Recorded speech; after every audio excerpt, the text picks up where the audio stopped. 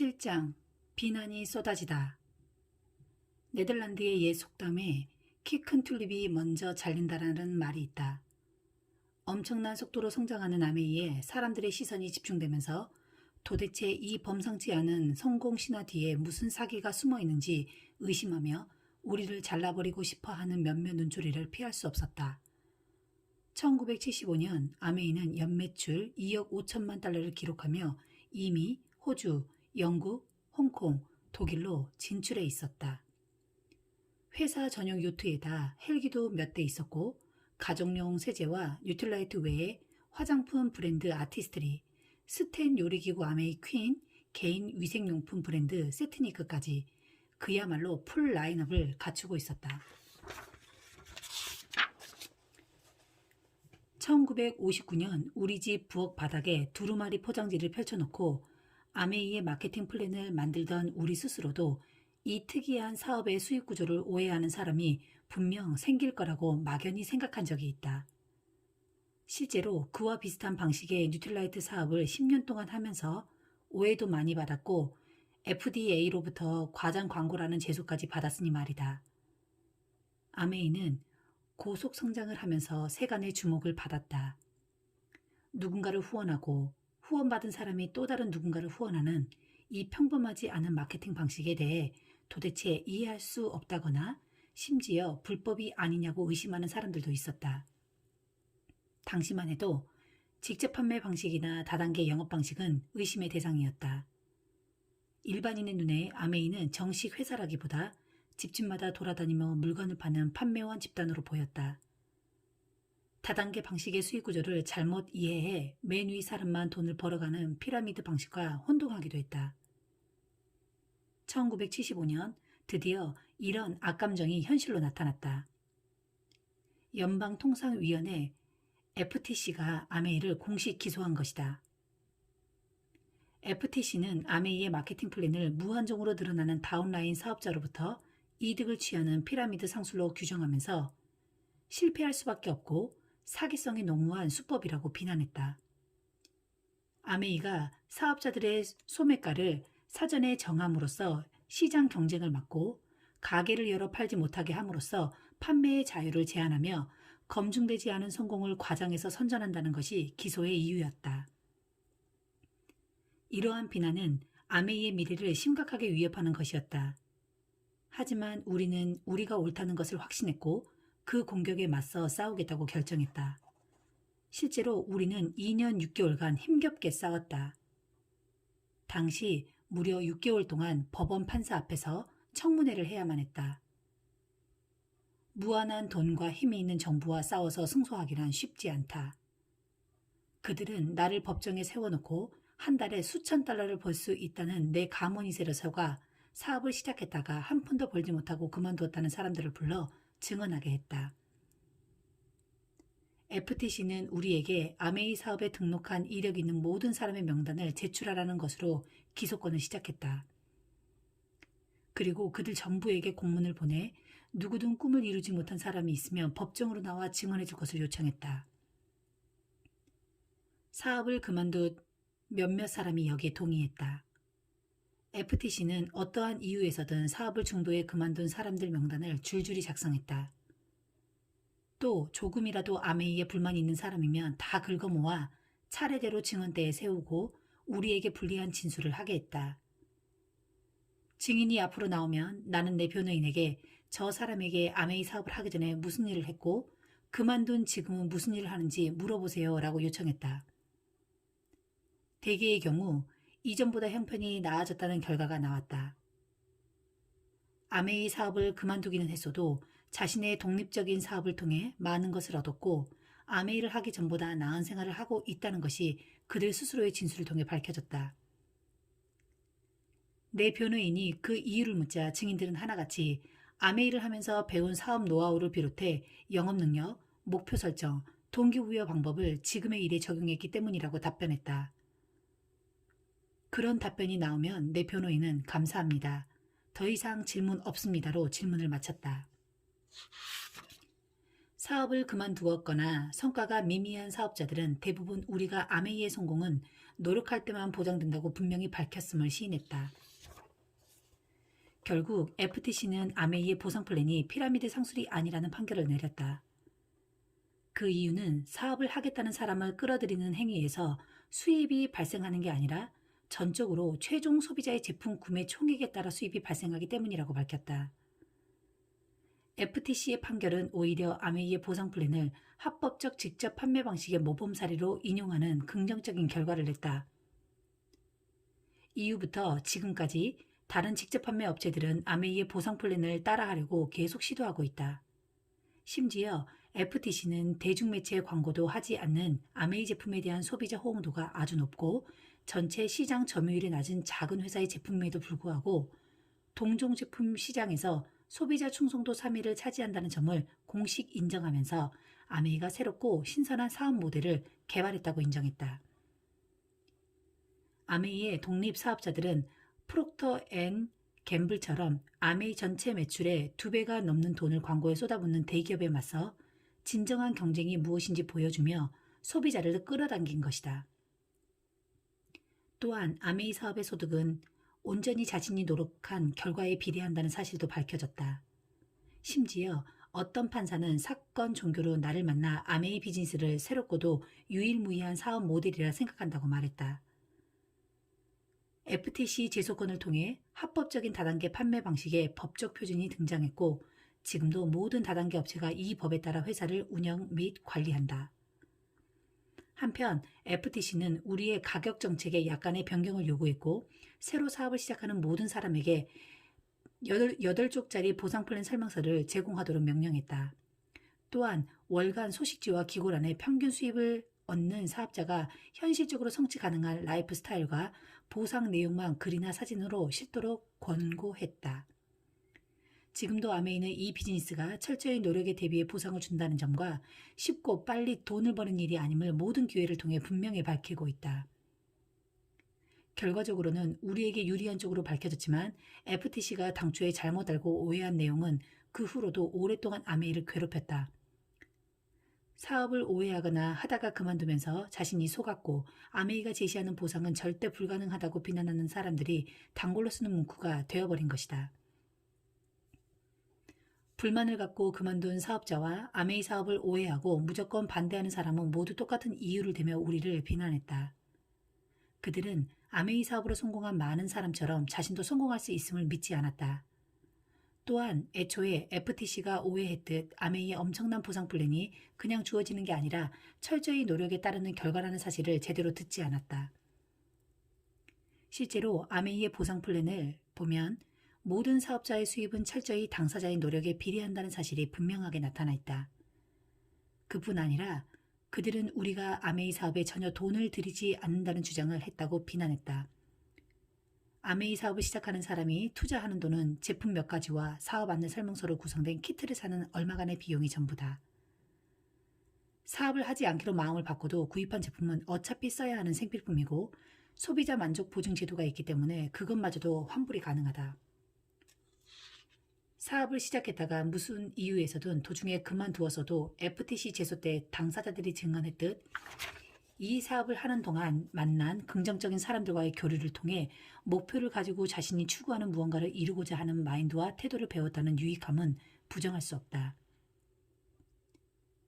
FTC 제소건도 그렇고 이후에 계속된 비난과 비판을 보면서 솔직히 나는 다른 누군가를 깎아내려 자기를 높이려는 사람이나 또 자신의 실패 이유를 남 탓으로 돌리면서 자기 인생에 대한 책임감을 회피하려는 사람들을 이해하기 힘들었다.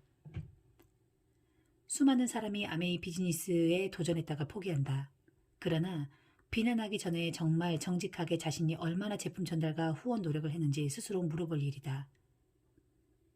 자기 사업으로 성공하는 건 결코 쉬운 일이 아니다. 시간도 오래 걸릴 뿐더러 어려움이 닥쳐도 포기하지 않는 집념과 절대 긍정의 마인드가 있어야 한다. 이러한 특징을 이해하지 못하거나 의향이 없다면 다른 일을 찾아보라고 권하고 싶다. 아메이 사업을 시작했다가 이 일이 자신에게 맞지 않는다고 판단한 사람들에게 나는 어떤 반박도 하고 싶지 않다. 그러나 이 사업의 본질 자체를 비난하기 전에 자기 행동에 대한 책임을 스스로 졌으면 좋겠다. 만약 아메이 사업이 정말로 나쁜 일이었다면 50년 이상 이처럼 발전하고 성공하지는 못했을 것이다. FTC 사건 때 우리를 비난하는 증언을 한 사람들은 아마 자신의 실패에 대한 일종의 보상 심리로 그런 것인지도 모른다. 하지만 어떤 판결이 났더라도 심지어 아메이가 패소했을지라도 그들은 자신이 진정 원하던 걸 얻지 못했을 것이다. 아무튼 우리 회사가 엄청나게 성장하기 시작하면서 어떤 사람은 자기가 좀 더 일찍 우리를 알아서 아메이에 투자했으면 얼마나 좋았겠느냐는 한탄조의 말을 하기도 했다. 꿈꾸는 건 자유지만 애석하게도 그건 그야말로 희망사항에 불과하다. 왜냐하면 우리는 한 번도 그 누구에게든 투자를 권하거나 주식을 만들어 본 적이 없기 때문이다. 처음에도 그렇고 지금도 그렇다. 누구든 아메이 사업으로 성공하고 싶어하는 사람이 우리 회사에 투자할 필요도 없고 우리는 투자를 받지도 않는다. 그저 회원 등록을 하고 몇 달러짜리 세일즈 키트를 구입한 다음 다른 모든 사업자와 마찬가지로 목표를 정해 포기하지 않고 꾸준히 될 때까지 하면 된다. FTC 제소권으로 아메이 사업의 합법성의 입증을 받으면서 오히려 그 사건은 우리에게 좋은 결과로 남았다. 마침내 해외 진출을 꾀하던 때라 그것은 우리에게 더욱더 도움이 되었다. 다른 나라 정부에서도 오해하는 경우가 있었기 때문이다. 다행히 길고 지루한 조사와 부정적인 여론몰이에도 불구하고 아메이의 매출은 타격을 받지 않았다. 제소 후 4년이 지나자 우리 회사의 매출액은 무려 3배가 뛴 8억 달러를 기록했다. 그런데 몇 년 후 또다시 닥친 어려움 앞에서 우리는 정말 휘청할 뻔했다. 1982년 캐나다 왕립경찰청이 아메이 캐나다 본사를 급습한 후 언론에 보도하기를 캐나다 아메이가 캐나다 국세청에 무려 2,800만 캐나다 달러에 달하는 허위 관세 신고를 했다는 것이 아닌가? 그러면서 무려 1억 1,800만 캐나다 달러의 벌금을 부과했다. 캐나다 국세청은 제이와 나를 캐나다 법정에 세우겠다고 협박했다. 당시 나는 그것이 의도적인 누명이라고 생각했다. 세월이 지나고 보니 내 생각이 옳았던 것 같다. 캐나다 정부는 우리가 미국식 자유기업 시스템을 홍보하는 게 싫었던 것이다. 사실이 어떻든 우리는 패소하고 말았다. 그 전에 있었던 FTC 제소권도 물론 큰 사건이었지만 그건 순전히 사업적인 내용이었고 모국 정부와 해결하면 되는 문제였다. 그런데 이번에는 남의 나라 국세청에서 우리를 탈세범으로 몬 것이다. 형사처분에다 수감까지 당할 형편이었다. 정말 화가 났다. 우리를 아는 사람들은 우리가 무죄라는 걸 알았지만 우리가 누구인지 모르는 대다수가 떼지어 우리에게 유죄라고 덤비는 데는 어찌할 도리가 없었다. 당시 우리는 1965년 캐나다 관세법에 의거해 아메이 캐나다를 운영했고 그 이전까지는 캐나다 국세청과 어떠한 세금 분쟁도 없었다. 그런데 1980년 캐나다 국세청이 갑자기 관세법을 편파적으로 개정해버렸다. 캐나다 아메이는 미국과 캐나다 국경을 지나 물건을 들여오는 미국 회사이고 우리 물건을 캐나다의 사업자들에게 판매하면 그들은 자기 고객에게 권장 소비자가로 제품을 전달했다. 그런데 캐나다 국세청은 갑자기 캐나다 아메이 실적을 기준으로 기존에 부과되어 오던 우리 제품의 과세 요율과 사업 세율에 대해 문제를 제기하면서 상당히 복잡한 세금 계산 방법을 적용해 버렸다. 이건 분명 정치적 의도로 보였다. 형사소송 끝에 아메이는 2,100만 달러의 벌금을 물어야 했다. 이어진 민사소송도 무려 6년을 끌었고 마침내 우리는 법정 싸움에 드는 비용 지출을 끝내기로 결정하고 3,800만 달러에 합의했다.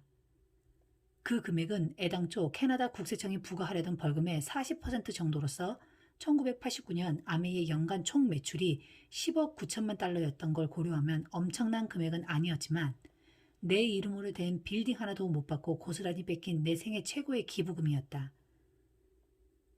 잘못한 것도 없이 수천만 달러를 합의금 명목으로 내야 하는 것도 억울한 노릇이었지만 캐나다 정부의 부정적인 여론몰이에 아메이가 몇 년을 끊임없이 공격당하는 건 더 고통스러웠다. 이것이 우리가 합의하기로 한 진짜 이유다. 매일 우리를 하지도 않은 탈세 범법자로 몰면서 아마 20년간 감옥살이를 해야 할 거라는 기사를 써대는 신문을 보면서 더 이상 견딜 수가 없었다. 그 사건은 단순한 세금 문제가 아니었다.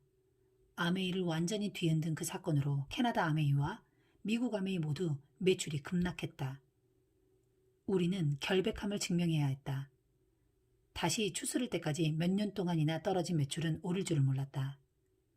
그때 떠난 캐나다 아메이 사업자들도 있지만 우리를 믿고 끝까지 남은 대다수 사업자에게 정말로 감사한다. 사건 종료 후 5년이 지난 시점에서도 캐나다 언론은 여전히 우리를 탈세범이라고 매도했다. 탈세라는 제목은 그 어떤 기업인에게도 치명적인 오명이다. 언론 플레이만 없었던들 우리는 끝까지 싸웠을 것이다. 하지만 작정하고 의도적으로 우리를 탈세범으로 몰며 매일 신문에서 떠드는 건 견디기 어려웠다. 그대로 있다가는 그 사건이 신문에 영원히 박힐 것만 같았다. 나는 탈진했다. 심지어 우리 회사 소유의 그랜드 레피즈 아메이 플라자 호텔에 가는 것도 꺼려졌다. 거기서도 사람들이 뭐라고 할 것 같아서였다. 그 정도로 난폭한 언론 공격을 당하면 사람들이 많은 곳은 근처에도 가기 싫어진다. 그랜드 레피즈의 일부마저 그 일을 매일 일면에 실었다. 나는 편집국장에게 굉장히 화가 났다. 시간이 흐른 후 그는 내게 신문 일면 뉴스를 작성하는 일엔 이제 익숙해지셔야죠 라고 말했다. 그때도 나는 별로 중요한 이야기도 아닌데 신문 일면에 실었느냐고 불평을 했다. 그는 리치 사장님과 관련된 일은 모두 일면 기사거리죠. 우리 도시에서 가장 유명한 분이니까요. 좋은 일이든 나쁜 일이든 사장님이 하는 모든 일은 우리 신문 일면에 날 거예요 라고 대답했다. 아직까지도 그 말이 맞는 것 같다. 캐나다 사건 이후 몇 년간 제이와 나는 정신적으로 몹시 힘든 시간을 보냈다. 우리의 모든 신경은 그 사건을 어떻게 마무리할 것인가에 집중되어 있었다. 어떻게 변론해야 할지, 법정은 어떻게 돌아가고 있는지, 무슨 조치를 취해야 하는지, 어떻게 반응해야 하는지 등 괴로운 나날의 연속이었다. 우리 비행기도 압수의 우려 때문에 캐나다 땅으로 들어가지 못했고 캐나다 공장도 문을 닫았다. 캐나다 아메이를 그냥 닫아버릴까도 생각했지만 우리 회사의 가족의 생계가 달린 직원들과 사업자들을 모른 척할 수는 없었다. 돌아보면 그때는 우리가 아메이 사업자들에게 맹세한 충심을 보여줄 기회였던 것 같다.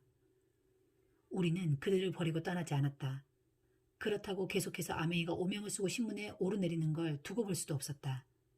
그런 상황에서 사업을 하는 것이 얼마나 힘들지 알고 있었고 그들의 사업을 보호해 주어야 한다고 판단했다. 그래서 법정 싸움을 포기하고 합의하기로 한 것이다. 우리 가족도 생각해야 했다. 부모 때문에 아이들까지도 힘들어했기 때문이다. 우리 아이들은 밥을 먹으면서도 이 사건을 걱정했고 우리 가족이 매일 울면서 올린 기도 제목도 그것과 관련된 것이었다. 캐나다 정부의 언론 플레이 이후 우리를 치고 싶어하는 신문과 방송 매체가 늘어났다. 1982년에는 CBS 방송국의 유명한 일요일 저녁 시사 프로그램 60분에서 아메이를 다루기에 이미 대규모 아메이 사업자 행사 현장을 촬영해 갔다는 걸 알게 되었다. 캐나다 국세청의 악성 언론 홍보 직후라 은근히 걱정스러웠다. 당시 세간에는 어느 날 출근하니 당신의 사무실 앞에서 마이크 월리스와 카메라가 당신을 기다리고 있다면 그날은 진짜 재수없는 날이다 라는 농담이 퍼져 있을 정도로 그 방송의 위력은 대단했다. 마이크 월리스는 특히 기습 인터뷰를 하기로 유명해 우리도 사전에 준비를 해야 했다. 방송이 이미 제작 중이라는 사실을 안 이상 월리스가 갑자기 들이닥치는 걸 기다리느니 우리가 먼저 그와 제작진을 회사에 초대하기로 했다. 우리의 사무실과 제조 시설을 둘러본 그들은 깜짝 놀라는 기색이 역력했다. 우리는 그들을 환대했고 다른 방문객에게 하듯 예의를 갖춰 대접했다. 그러한 우리의 반응이 긍정적인 영향을 준 것 같다. 제이와 나에 대한 인터뷰는 대체적으로 공정했다. 하지만 제작이 끝날 때까지 우리가 받은 스트레스와 불안감은 대단했다. 60분 제작진은 무려 1년 동안 우리를 취재했고 드디어 1984년 1월 9일 비누와 희망이라는 제목으로 방송이 나갔다. 불만을 품고 사업을 그만둔 사람들의 인터뷰, 문맥을 고려하지 않은 아메이 행사장에서의 스피치 토막들, 그리고 캐나다 국세청과의 사건에 관한 부정적인 질문도 있었지만 대체로 공정한 방송이었다. 무엇보다 시청자들이 우리 회사가 생각보다 엄청나게 크고 앞선 시설을 갖추고 있다는 사실을 눈으로 확인할 수 있었다는 점과 제이와 내가 당당하고 자신감 있게 인터뷰에 응하는 현장이 생생하게 전해진 것이 다행이었다. 월리스는 우리에게 호의적인 멘트로 프로그램을 마쳤다. 방송이 나간 지 1년 후 우리는 우리가 매입해서 개조한 아메이 그랜드 플라자 호텔 개업식 행사에 그를 초대했다. 그 행사장 로비에서 레디킹 쇼의 사회자 레디킹이 월리스를 인터뷰했다. 인터뷰에서 마이클 월리스는 솔직하게 대답했다. 처음엔 그냥 일방적으로 스토리를 제작해야겠구나 하는 생각을 했죠. 그런데 그들은 정말 교양이 있더군요. 숨기지 않고 많은 걸 공개했고 우리의 비판도 달게 받아들였지요. 제품도 좋은 것 같고 피라미드도 아니에요. 그랜드 레피지 일부와의 인터뷰에서는 심지어 에이다 분들은 그야말로 인류조라는 칭찬도 서슴지 않았다. 방송이 나간 후 내가 사업자들에게 말했듯 60분 측은 오래전부터 우리와 접촉을 시도했고 우리가 방송을 미루자고 했지만 그들은 우리가 협조하든 하지 않든 방송을 강행할 것이라고 했다. 그래서 어차피 할 방송이라면 피하지 말고 우리가 먼저 나서서 받아들이기로 결정했다. 우리는 설령 결과가 나쁘게 나올지라도 최소한 우리의 신념을 공개적으로 알릴 기회라고 생각했다. 아니, 회피하고 싶지 않았다. 60분 방송이 나간 직후 제이와 나는 전국 채널 방송인 필 도나요 토크쇼로부터 출연 제의를 받았다. 이 방송은 이슈가 되는 주제를 놓고 방청객이 직접 출연자에게 질문하는 것으로 유명한 프로그램이다. 우리는 이번 방송의 방청객이 주로 불만을 품고 있는 아메이 사업자들이라는 사실을 알았다. 제이는 나는 출연하지 않을 거야. 그 사람들 얼굴을 대하고 싶지 않아. 방송을 하려면 하라고 해. 나는 나가지 않을 거야. 라고 말했다. 난 나갈 거야. 출연 제의를 받았는데 둘 다 나타나지 않았다는 말을 하도록 내버려 두고 싶지 않아. 망치는 한이 있어도 최소한 한마디라도 할 기회조차 포기할 수는 없어. 난 나갈 거야. 라고 했다. 방송 전에 나는 필 도나유와 만났다. 그는 나를 무대로 불러 방청객들의 질문을 받게 할 예정이라고 말했다. 나는 그에게 시청자들이 무슨 얘기인지 알지도 못하는 내용을 왜 방송하려고 하지요? 앞뒤 설명이 없이 무조건 아메에 대한 불만을 떠드는 방청객들의 질문을 시청자들이 어떻게 받아들일까요? 라고 이의를 제기했다. 그는 나에게 방송을 시작할 때 먼저 이슈가 되는 문제가 일어난 사건 배경을 충분히 설명한 후 방청객의 질문을 들어본 다음 나와 인터뷰를 하겠노라고 약속했다. 그런데 막상 시카고에 있는 스튜디오에 도착하자 그는 계획이 바뀌었어요. 사전 소개 없이 바로 방청객 의견으로 들어갈 겁니다. 라고 하는 게 아닌가? 나는 세트 중앙도 아니고 가장자리에 앉아 불만에 찬 사람들로 채워진 방청석에서 쏟아내는 비난의 말을 받아내야 했다. 호의적인 사람들도 있었지만 대다수는 아주 적대적이었다. 그때는 아메이 사업이 순탄하지 않던 시기라 실적이 저조한 사업자도 있었고 과장 광고를 하는 사람도 있었다. 그래도 나는 같은 아메이 식구끼리 싸우고 싶지 않아 최대한 신사적으로 대응했다. 도나유는 그런 적대적인 분위기의 방송을 내보내면 아메이가 톡톡히 망신을 당할 거라고 생각했던 것 같다. 방송 시작 직전에 갑자기 계획이 바뀌었다며 아무런 사전 설명도 없이 그런 막장 방송을 내보내니 시청자들이 얼마나 혼란스러웠겠는가. 그 와중에도 나는 침착함을 유지했다. 방송이 나간 지 며칠 뒤 나는 영부인 바바라 부시 여사로부터 디보스 10대 도나유 빵이라고 쓴 엽서를 받았다. 10년 동안 나는 공화당 및 공화당 후보들을 지지하면서 부시 대통령과 영부인 바바라 여사와 가깝게 지냈다. 엽서에 쓴 내용은 바바라 여사다운 친밀감의 표현 방식이었다. 언론 매체에 다양한 관심을 받으며 남들이 우리를 보는 시각으로 우리 스스로를 돌아볼 기회를 얻었으니 결국 이것도 도움이 된 셈이다. 우리는 내부를 재정비해 외부의 불필요한 오해나 억측을 미연에 방지하기 위해 노력했다. 무엇보다 아메이 사업자들의 연설문이나 배부 자료 내용에 대한 일종의 지침서를 마련했고 사업자들이 모이는 대규모 행사에는 회사 측 대표도 참석하게 했다. 또한 이때부터 사업자들은 본사가 마련한 지침서에 위반하지 않는 내용의 자료만 사용할 수 있었다. 아메이 사업자 한 명 한 명은 대중에게 아메이를 대표하므로 본사는 사업자들의 말과 행동을 알고 있어야 한다.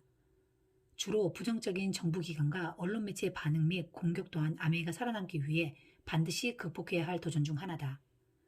이것은 과거의 어떠한 도전보다 심각하고 타격이 큰 도전이었지만 교훈은 같다. 울면서 앉아있지 말고 무엇이든 해보라. 끈질기게 해보라. 그리고 절대 희망을 놓지 마라. 이전에도 우리에겐 많은 어려움이 닥쳤었다. 겨우 마련한 비행기 한 대가 안착할 비행장이 없었고 바다 한가운데에서 난파도 당해보았다. 200명이 모일 줄 알았던 사업 설명회장에 달랑 2명이 나타난 적도 있다. 순식간에 공장이 잿더미로 변한 화재 사건도 겪었다. 그러나 그 모든 것은 FTC와 캐나다 국세청 사건에 비하면 아무것도 아니었다. 마이크 월리스가 우리 회사에 왔을 때 우리는 그날이 사람들이 흔히 말하듯 재수없는 날이 되도록 내버려 두지는 않았다. 남이 꾸지 않는 꿈을 감히 꾸거나 남이 해보지 않은 새로운 걸 시도하는 누군가에게는 항상 비판자가 들러붙는다. 처음 아메이사를 차렸을 때 우리는 가족용 세제업계 1인자가 되고 싶었다. TV는 그런 우리를 코미디 프로그램 소재로 쓰면서 비아냥거렸지만 우리는 유명세를 치르는 것이려니 하고 더 큰 성공을 향해 앞으로 나아갔다. 누구든 평범한 대중 속에서 눈에 띄면 비판자들의 관심을 받는다. 우리는 폭풍을 뚫고 묵묵히 전진했다. 많은 시련을 겪으면서 우리는 어떠한 도전을 만나도 이 또한 극복하고 지나가리라 하는 결의로 대처했기에 다음 장에서 소개할 아메이 역사의 새로운 장을 열 준비도 오히려 더 잘 갖추었다. 그것은 바로 아메이 글로벌의 태동이다. 우리는 전 세계로 뻗어나가기 시작했다. 분명 엄청난 도전이 따를 거라고 예상했지만 의외로 가장 기대하지 않았던 나라들이 우리의 미국적 방식을 두 손 벌려 환영했다. 8장 미국적 방식을 세계로. 제이와 내 이름 앞에는 종종 비전의 사람들이라는 타이틀이 붙어 다녔다. 그러나 그 타이틀이 옳다면 1959년 아메이를 시작했을 때 우리의 목표가 아메리칸 웨이로 끝나지 않았어야 했다. 1962년 캐나다에 아메이를 오픈하려고 국경을 넘었을 때도 그랬고 10년 후 호주에 처음 해외 현지 법인을 세울 때도 미국과 여러모로 흡사한 나라니까 미국과 같은 방식으로 운영하면 될 거라는 마인드를 버리지 못했다. 그 후 본격적으로 세계 각국에 진출하면서 깨달은 사실은 전 세계 어느 곳에 사는 사람이든 자신의 독립적인 사업을 하고 싶어 한다는 점이다. 나는 일본어나 한자 표기 옆에 달린 아메이 로고를 볼 때면 새삼 지난 감동에 울컥한다. 젊은 시절 미국의 민주주의를 지키기 위해 먼 전쟁터로 나갔고 돌아온 뒤 미국의 자유경제 시스템이 주는 축복에 감사하며 번영을 꿈꾸던 한 사람으로서 나는 그러한 축복이 미국에만 있을 거라고 생각했는지도 모른다. 그러나 우리가 미국적 방식이라고 묘사한 꿈은 국경이나 국적에 제한받지 않는 인류 공통의 것이다. 첫 번째 세계 진출의 장으로 우리는 캐나다를 택했다. 너무도 순진했던 제이와 나는 캐나다는 영어를 쓰니까 안내서를 따로 만들지 않아도 될 거라고 생각했다. 캐나다에는 프랑스어권 지역이 아주 많다는 사실을 깜빡한 것이다. 결국 모든 제품 안내서와 라벨을 프랑스어로 다시 제작해야 했다. 당초 계획은 캐나다 아메이를 캐나다 국경을 벗어나 사업을 할 수 없는 별도의 회사로 운영하려 했으나 얼마 지나지 않아 별도의 법인체를 차리는 게 꽤 복잡하고 까다로운 이름을 알게 되었다. 결국 우리는 미국 사업자 중 캐나다에 지인을 둔 사람이 많다는 것에 착안해 일단 어떤 형태로든 아메이가 나가 있으면 그들도 사업을 펼칠 수 있을 거라고 여겨 지사 형식으로 오픈했다.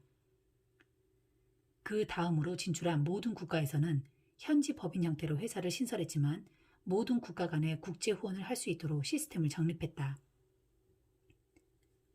미국 아메이를 오픈한 지 3년이 지나지 않아 캐나다로 들어가는데 이는 캐나다에 친인척을 둔 사업자가 많고 에이다 본사도 캐나다 온타리오 주와의 국경에서 150마일밖에 떨어져 있지 않아 거리적으로도 장점이 많았기 때문이다. 더구나 프랑스어권인 퀘벡주를 제외하면 언어 장벽도 없었고 캐나다의 경제, 문화, 행정도 미국과 비슷했다. 이런 이유로 캐나다 진출 덕분에 아메이의 세계 진출이 빨라졌고 다국적 기업으로 도약할 발판도 마련했다. 하지만 지구 반바퀴를 돌아 다음으로 문을 연 호주 아메이의 시작은 쉽지 않았다. 우리는 우스갯소리로 호주처럼 멀리 있는 나라를 택한 이유는 너무 멀어서 망해도 소문나지 않을 것이기 때문이라고 했지만 그건 농담이었고 캐나다처럼 같은 영어권이라 호주를 택한 것도 아니었다. 실은 우리가 호주를 선택했다기보다 호주가 우리를 선택했다고 하는 편이 옳다. 당시 호주에서는 추후에라도 자국에 들어올 가능성이 있는 미국 기업의 상표를 미리 등록해 놓은 게 비즈니스계의 관례였다.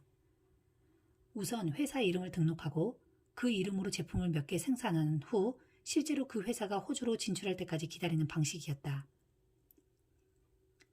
진출하려는 회사는 자사 상표가 이미 등록돼 있어서 상표권을 다시 사야 했다. 바로 우리한테 그런 일이 일어났다. 한 호주인이 아메이라는 이름으로 상표 등록을 해버린 것이다.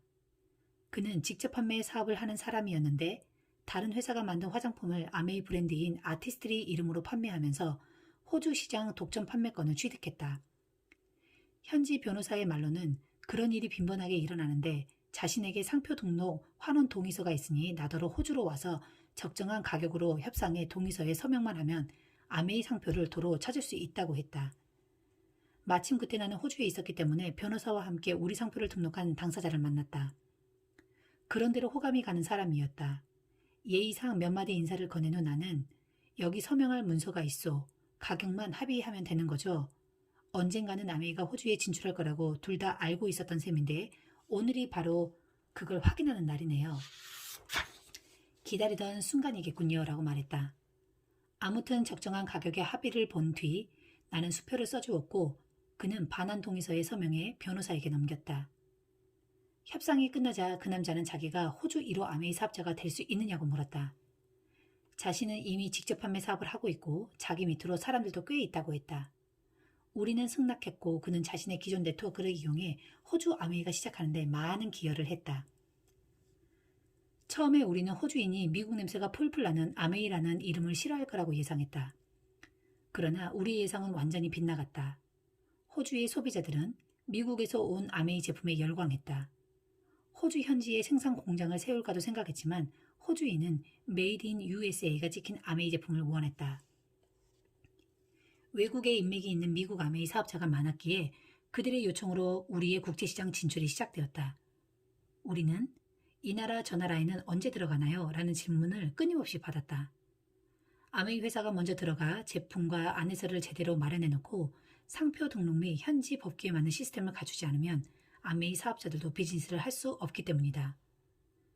1973년에는 같은 영어권인 영국에, 1974년에는 당시 영국 통치 아래에 있던 홍콩의 아메이가 진출했다.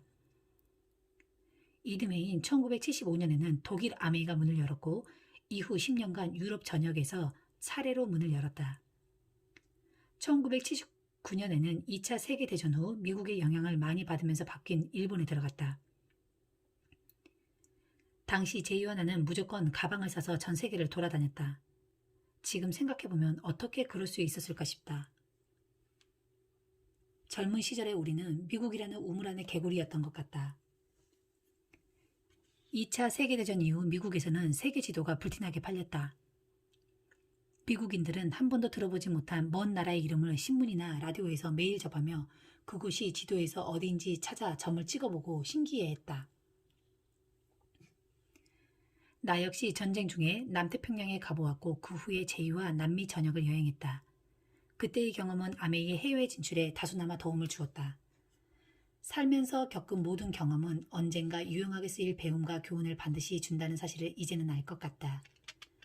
당시만 해도 해외로 진출하는 기업이 흔치 않았기에 제이와 내가 대담하게 세계로 진출하는 과정을 밟는 것에 자부심을 느낀다. 1980년 현재 아메이는 전 세계 10여 개의 국가에 나가 있다. 초기에는 미국 사업자들의 인맥이 많거나 국제 후원 잠재력이 높은 국가부터 우선적으로 진출했다. 그러다가 80년대 중반 들어 국제 비즈니스 전략을 한층 강화하면서 다양한 문화와 경제 계층이 존재하는 국가로 관심을 돌렸다. 국제사업 전담부서도 따로 만들어 내 장남 딕에게 책임을 맡겼다. 디보스와 벤 앤드 집안의 아이들이 모두 그렇듯 딕도 아메이 경영의 모든 부분을 충분히 연수받은 후 10년간 여러 경영부서에서 다양한 실전 경험을 쌓은 상태였다. 1984년 딕이 국제사업본부 부서장에 임명될 때만 해도 회사 전체 매출에서 해외 매출 분량은 5%에 불과했다. 그런데 6년 후 딕이 그 자리를 떠났을 때 우리 회사 총 매출 중 2분의 1 이상이 아메이 현지 법인에 실적이었다. 제이와 내가 세계 진출 업무에서 손을 뗀 후 총책임자 역할을 맡은 딕은 놀라운 실적을 올리며 우리 사업의 글로벌화에 많은 기여를 했다. 딕이 국제사업 총책임자가 된 후 아메이는 사업자들의 인맥에 따라 진출국을 정하던 관리에서 벗어나 보다 전략적인 사전 기획을 통해 세계 진출 시스템을 정착시켰다. 또 신규 해외 시장 개척만 전담하는 전문가팀을 구성해 현지 법규와 제도, 정치, 언어, 물류, 홍보, 마케팅, 사전 사업 설명회, 잠재 사업자와의 컨택 등 안전하고 효과적인 국제 시장 진출을 위해 모든 장치를 마련했다. 아메이가 새로 진출하는 나라에 개 소식은 많게는 5천 명까지는 참석하는 대형 이벤트가 되었다. 도대체 몇 명이 올지 예측할 수가 없었다. 한 번은 내가 제이에게 모든 사람이 전 세계 구석구석에 아는 사람이 있고 그 사람이 아는 사람이 또 지구 어디인가 있으니 다 후원하면 되겠는걸? 이라고 말한 적이 있다. 그 말은 사실이었다. 아무리 먼 국가라도 아메이가 진출한다는 소식만 들으면 비행기로 날아가 그곳에 사는 지인을 사업 설명회에 데려오려는 사업자가 많았다. 실제로 국가 후원을 통해 비즈니스는 빨리 육성한 리더가 많이 있다. 딕은 국가별로 등급을 매겨 전략적인 순서대로 진출했다. 진출에 용이한 조건을 갖춘 나라부터 어려움이 있을 것으로 보이는 나라까지 상황을 분석해 등급을 매긴 것이다. 또한 딕은 우리에게 좀 더 사고의 폭을 확장해 아메이가 진출한 국가의 현지 문화와 관습, 전통, 세법 등을 세밀하게 연구해 거기에 적응하면서 경영해야 한다는 마인드를 가르쳐 주었다. 딕은 글로벌 아메이 경영에 큰 공헌을 했다는 칭찬을 받아 마땅하다. 특히 중국 시장 진출이 힘들었다. 중국 정부가 아메이 제품을 자국에서 생산해야 한다는 조건을 내거는 바람에 우리는 제조 시설을 새로 짓고 별도의 관리 시스템을 만들어야 했다. 힘들어 시설을 갖추고 회사를 오픈하자 이번에는 다단계 마케팅이 불법이라고 했다. 시장 경제를 도입한 지 얼마 되지 않은 상황에서 다단계 마케팅 방식을 오용해 국민 경제에 피해를 끼칠 우려가 있다는 것이 그 이유였다. 당시 중국 시장 개발 담당 이사 에바 챙이 내게 전화를 걸어 어떻게 할까요? 라고 물었을 때 나는 중국 정부에 우리가 중국 법을 준수하면서 남길 원한다고 전하게 했다. 현지 법에 따라 우리는 소매 대리점을 허용했고 각 소매점의 실적에 따라 보상 시스템을 새로 만들었다. 나는 아메이가 기회의 비즈니스라는 점이 중국인에게 큰 매력으로 다가갔다고 믿는다. 미국이 누리는 부를 그들도 누릴 기회가 주어졌다. 그 사실을 언젠가는 많은 중국인이 이해하리라는 것도 믿는다. 현재 중국 아메이는 전 세계 최고의 시장이며 계속 성장하고 있다. 무엇보다 나는 과거에 주계 장막과 철의 장막 뒤에 숨어 자유세계와 완전히 단절되어 있던 중국과 러시아의 아메이가 진출했다는 사실이 무척 감격스럽다. 불과 얼마 전까지만 해도 미국적인 기업가 정신으로 무장한 우리 사업을 그들 국가에서 홍보한다는 건 상상조차 못할 일이었으니까. 또 그 옛날 내가 참전 군인으로 나간 남태평양의 어느 작은 일본 섬에서의 기억을 되돌리면 서로 죽이려고 싸운 미국과 일본이 오늘날 가까운 경제 동맹국 중 하나가 되었다는 사실도 놀랍다. 베트남도 마찬가지다.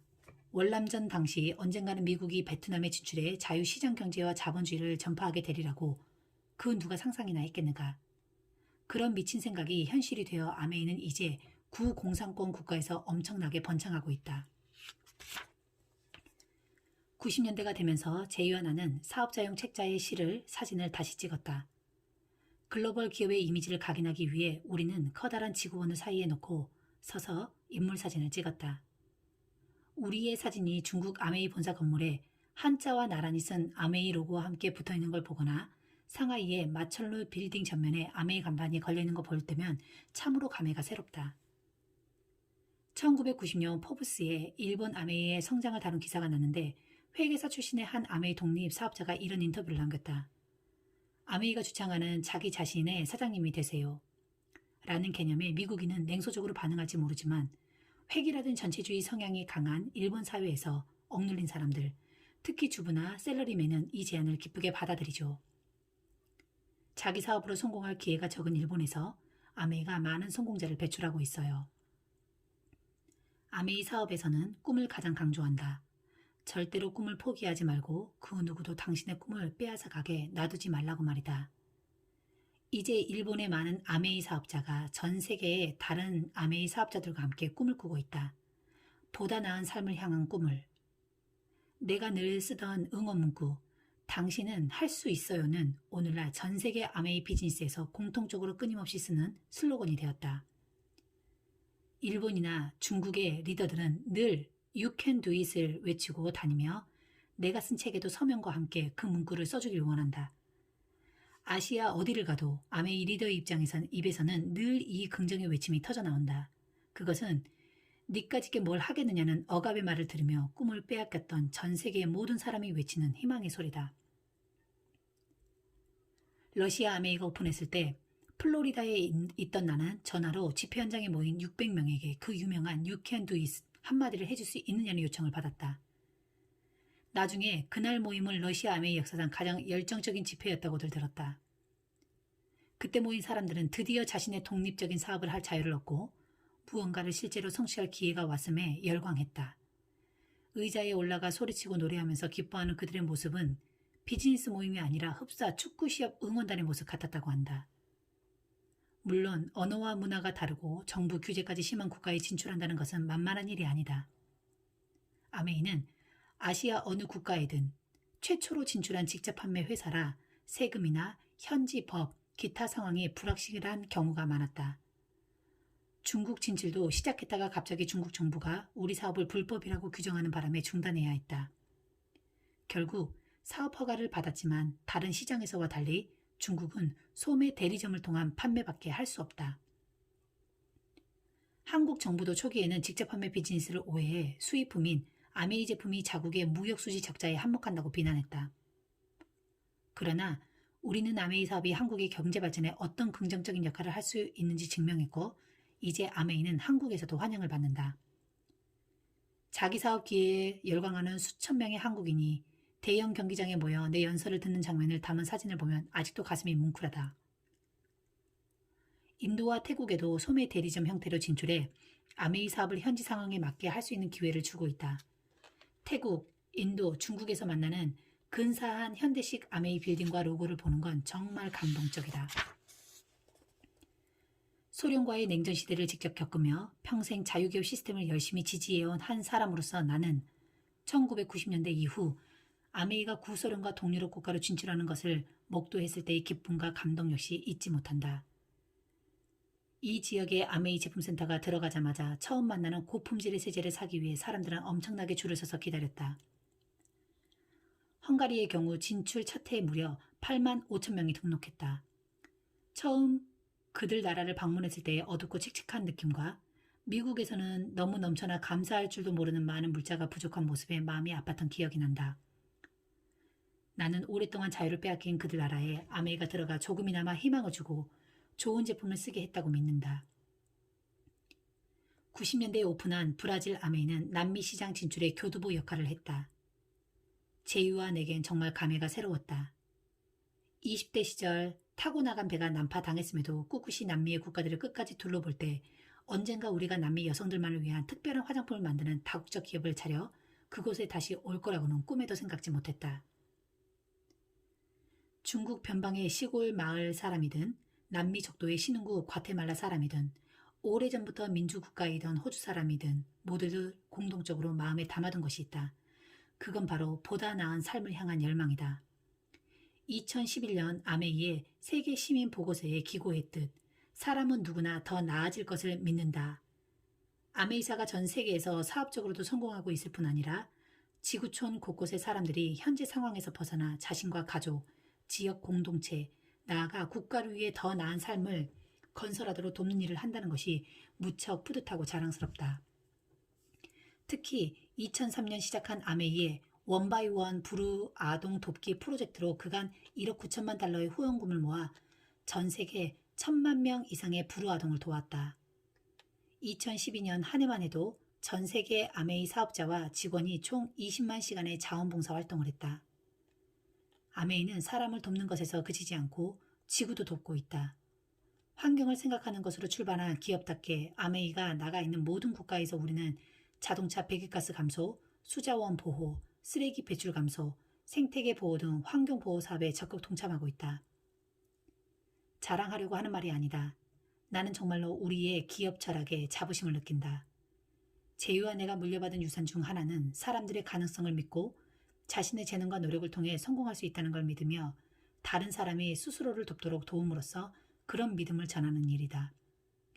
그동안 이러한 우리의 믿음이 엄청나게 긍정적인 결과를 낳았다는 사실은 충분히 증명되었다.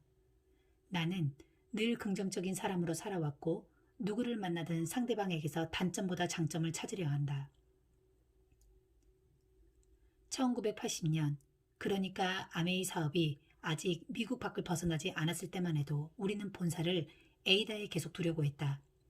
그러나 국제사업이 점점 활발해지자 직원들이 말했다. 두 분 생각과 달리 에이다는 더 이상 아메이의 중심지가 아니에요. 아메이의 중심은 전 세계 곳곳에 있어요. 사실 아메이의 진짜 중심지는 중국이에요. 중국이 아메이의 최대 시장이기 때문이죠. 제이와 내가 아직도 미국 중심의 사업 마인드에서 벗어나지 못하고 있다는 지적이었다. 과거에 우리는 늘 에이다 공장에서 모든 것을 제조하려 했다. 엄청난 물류비와 불편을 감소하고라도 에이다의 일자리를 보호하려 한 것이다. 그러나 이제는 인도에 공장이 생기고 태국에도 지역 물류본부를 오픈하며 중국에 제2호 공장이 들어선다. 우리는 전 세계로 아메이 시설을 확산하고 있다. 지금은 에이다 본사에 와도 진짜 아메이 회사의 규모를 알 수 없다. 사람들의 말대로 아메이의 중심지는 더 이상 에이다가 아니다. 언젠가 미시건주의 휴가지 샤를 르부아에서 우리 회사의 원래 이름인 아메리칸 웨이 어소시에이션을 짓게 된 스토리는 이제 먼 옛 이야기 같다. 초창기에 우리는 파트너 사업자들에게 항상 큰 꿈을 가지라고 말했다. 그런데 정작 우리 자신은 아메이 기업을 얼마나 키울 수 있을지에 대해 큰 꿈이 없었던 것 같다. 세상은 점점 좁아지고 있다. 멀다고 느끼던 나라도 이제는 옆집 드나들듯 드나드는 세상이 되었다. 우리의 제품 설명서는 더 나은 언어로 번역되고 있고 제품도 각국 소비자의 기호에 맞게 다르게 만들고 있다. 나아가 각 지역의 현지 상황과 법규에 맞춰 탄력적으로 사업을 하고 있다. 그렇지만 언제 어디를 가도 자신의 독자적인 노력과 재능으로 성공 기회를 꿈꾸는 사람들에게 주어지는 기회 및 자유에 대한 갈망은 변치 않은 하나의 원칙이다. 이 심플한 메시지는 전 세계 아메이의 공통 언어다. 얼굴과 머리색은 달라도 내가 가는 모든 국가에 모인 아메이 사람들은 모두 동일한 열정과 뜨거운 환호로 나를 맞아준다. 정말이지 가끔은 50년이 넘은 시골 구석 에이다에서 세제 몇 개로 시작한 작은 회사와 오늘날 수백만 명이 열광하는 세계적인 명성의 다국적 기업이 같은 회사라는 사실이 나 자신도 믿어지지 않을 때가 있다. 제이와 내가 이런 축복을 받은 이유는 전 세계의 수많은 사람을 이롭게 하는 원칙 위에 아메이를 세우고 지키라는 소명이 있기 때문이라고 믿는다. 우리의 직원들은 누구보다 우리보다 이 사실을 먼저 알았던 것이다. 아메이의 중심은 더 이상 에이다가 아니다.